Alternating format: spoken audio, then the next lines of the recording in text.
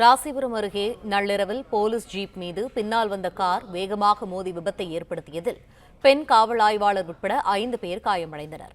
விபத்தின் CCTV காட்சிகள் வெளியாகியுள்ள நிலையில் அது குறித்த கூடுதல் தகவல்களை எமது செய்தியாளர் பிருத்விராஜ் வழங்க கேட்போம். பிருத்விராஜ், விரிவான தகவல்கள் என்ன? நாமக்கல் மாவட்டம் ராசிபுரம் அடுத்த நாமேரிப்பேட்டை பகுதியை சேர்ந்தவர் வாகாளி. இவர் தனது காரில் உறவினர்களுடன் நேற்று நள்ளிரவு சுமார் 1 மணி அளவில் சேலத்தில் இருந்து ராசிபுரம் அடுத்த நாமேரிப்பேட்டை பகுதியை நோக்கி காரில் சென்று கொண்டிருந்தார். காரானது ராசிபுரம் அருகே உள்ள ஏடிசி டிப்போ அருகே வந்த நிலையில் வேகத்தடையை கவனிக்காமல் ஓட்டுநர் வாகாளி அதிவேகமாக சென்று முன்னால் சென்ற ராசிபுரம் அனைத்து மகளிர் காவல் ஆய்வாளர் கோமலவல்லி வாகனத்தின் மீது கார் மோதி விபத்துக்குள்ளானது.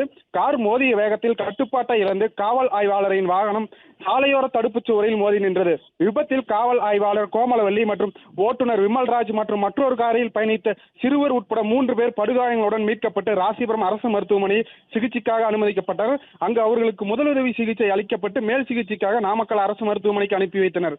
சம்பவம் தொடர்பாக ராசிபுரம் காவல் துணை கண்காணிப்பாளர் விஜயகுமார் சம்பவ இடத்திற்கு சென்று பார்வையிட்டு படுகாயமடைந்த காவல் ஆய்வாளருக்கு ஆறுதல் கூறி விபத்து தொடர்பாக காவல்துறையினர் விசாரணை மேற்கொண்டனர்.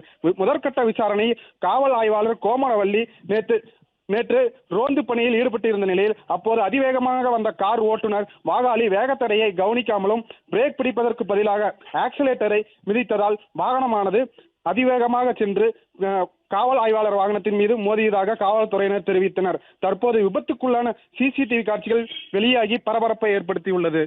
பிளே ஸ்டோர் மற்றும் ஆப் ஸ்டோரில் இருந்து பாலிமர் செயலியை QR கோடு மூலம் பதிவிறக்கம் செய்யுங்கள். செய்திகளை உடனுக்குடன் பெறுங்கள்.